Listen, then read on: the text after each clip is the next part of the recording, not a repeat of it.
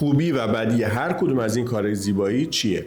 ژل‌های گیاهان‌کثیف خوبیش اینه که با بدن مطابقت داره و معمولا حساسیت ایجاد نمی‌کنه و بدیش اینه که باید هر چند وقت یه بار مرتب تکرار بشه و تأثیرش زود هنگام معمولا از بین میره.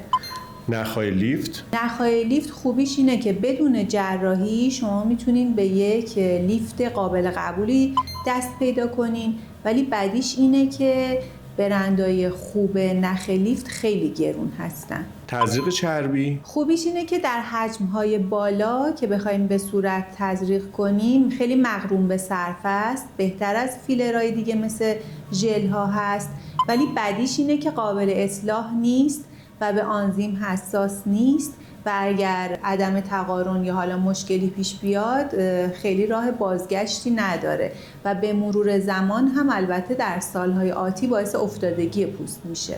مزوژل یک جوانساز خیلی خوبه به دلیل اینکه بدون اینکه حجم خاصی به پوست بده یا قیافه رو عوض کنه طبیعی پوست رو بهتر میکنه، ولی بعدیش اینه که هم باید تکرار بشه هم برندهای خوبش گرونن. اندولیفت خوبیش اینه که در همون موقعیت تا حدی باعث لیفت میشه و بعدیش اینه که چون چربی های زیر پوست رو آب میکنه باعث افتادگی میشه، مخصوصا به مرور زمان که تأثیرات اولیه از بین میره مریض اصلا راضی نیست از کاری که کرده.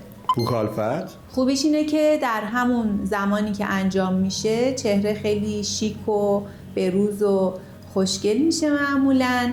بعدیش اینه که باعث افتادگی شدید گونه و ناحیه خط خنده و خط فک میشه در سنین بالاتر.